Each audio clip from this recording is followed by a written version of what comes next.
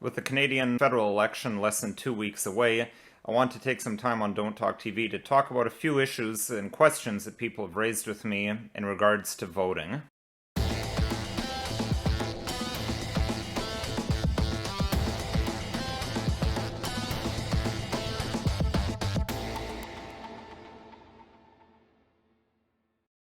Hello, my name is Nicholas Wansbutter. I'm a criminal defense lawyer in Stratford, Ontario, Canada, and welcome to Don't Talk TV. So I'm recording this video on Thursday, September the 9th, and the federal election is on Monday, September the 20th.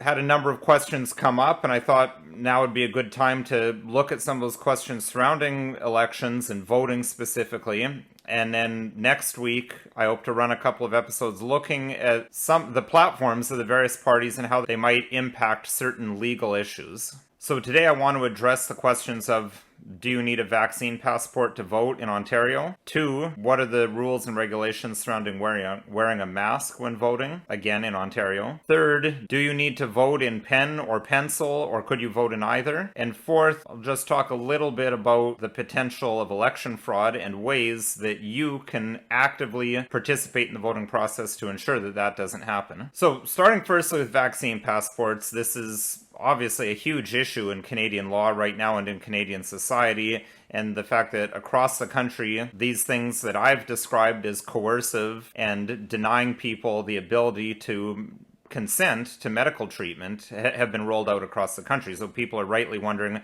well, can I even vote without a vaccine passport or with one?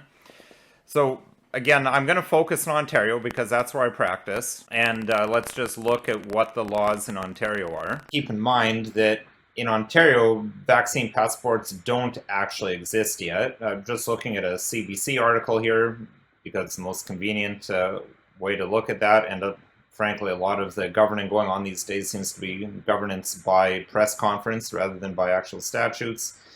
But just indicating the plan goes into effect September 2nd, 2 days after the election. And just going further into the article here, says that Ontario residents will soon have to show proof they've been fully vaccinated against COVID-19 to dine indoors at restaurants and go to gyms and theaters, but not necessarily to enter retail locations, the province announced Wednesday. The, quote, enhanced COVID-19 vaccine certificate, unquote, system, as the Ontario government is calling it, will come into effect on September 22nd.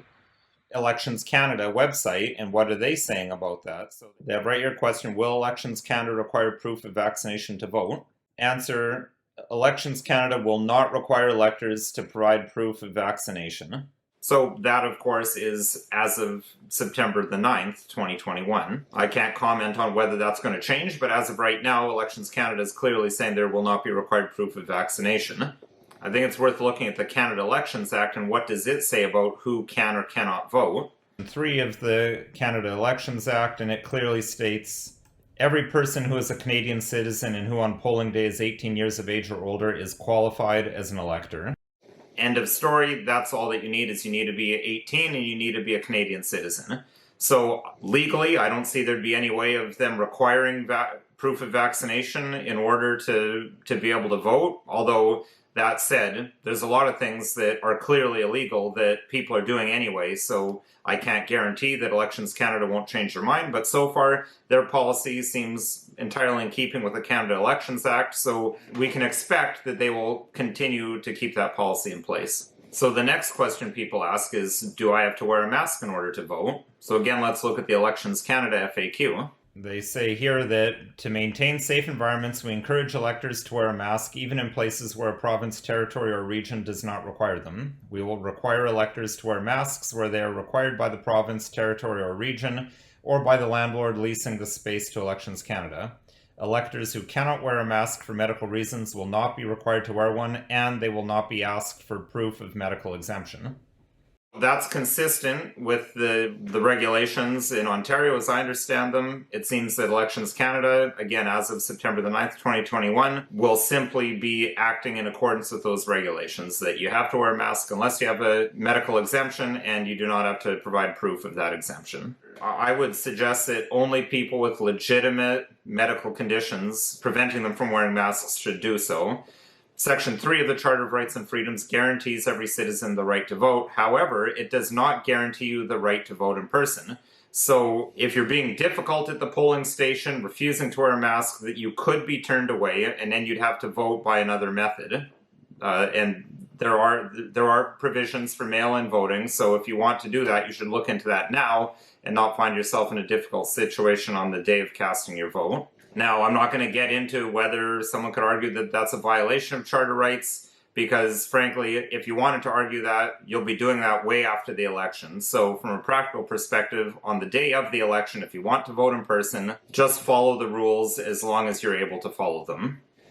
Third question, and this is something I've been seeing a lot. I've been seeing people saying, oh, bring your own pen because the pencils are going to be erased, or that this is going to somehow that Elections Canada is purposely putting out pencils because that will render your ballot invalid, which frankly, that doesn't make a lot of sense to me, because then all the ballots would be invalid, including those being cast for parties that you don't like. So I think we can reasonably say that Elections Canada is going to provide a method of voting that's going to result in properly recorded votes. That said, again, let's go back to the Elections Canada FAQ to see what they say about bringing your own pen or pencil. Yes, electors are welcome to bring their own pen or pencil to mark their ballot. Single-use pencils will also be provided. And if we look at the Canada Elections Act, Section 150 and following, the voting procedure, Section 151 lays out the manner of voting and indicates that an elector shall, after receiving a ballot, proceed directly to the voting compartment, mark the ballot with a cross or other mark in the circular space opposite the name of the candidate of his or her choice, fold the ballot as instructed by the election officer, and return the ballot to the election officer who provided it. So the Canada Elections Act doesn't require that your mark be in either pencil or pen. Either is legitimate according to the law. Now, a number of people have raised the concern, as I alluded to, that if you mark your ballot in a pencil, someone's going to erase it if you vote for a party that the person counting the votes doesn't like. There's a very, very easy way to stop this if you're concerned about this. Volunteer to be a scrutineer. In a perfect world, every single party would have a scrutineer representing them at every single polling station, and that would ensure fair elections. So, if you're concerned about the fairness of our election and the propriety of how votes are being counted, volunteer to be a scrutineer at your local polling station. Be part of the solution. And this brings me to the question of election fraud. People say that, oh, you know, the election's going to be fraudulent. Well, again, if you're concerned about being fraudulent, don't complain in my comments box about the election being fraudulent. Volunteer to be a scrutineer. Be part of the solution. You can observe with your own eyeballs the votes that are coming out of the box, whether anyone's tampering with them, and that the vote is being done properly. Personally, the easiest way to remedy that situation is volunteer to be a scrutineer. If every single person who's concerned about voter fraud volunteered to be a scrutineer, there'd be no way there could ever be voter fraud, because there'd be so many scrutineers watching all the votes being counted. And in terms of Dominion voting machines, those are used in the United States. As far as I know, I'm not aware of any credible evidence to suggest that Dominion voting machines are used in Canada. Elections Canada has publicly stated on numerous occasions that they do not use them. I'm not aware, again, of any credible evidence. If you have some credible evidence backed up, I'm talking evidence, not some random person on YouTube saying this, but evidence, I'd be interested to see it. So this video is not legal advice. If you need legal advice,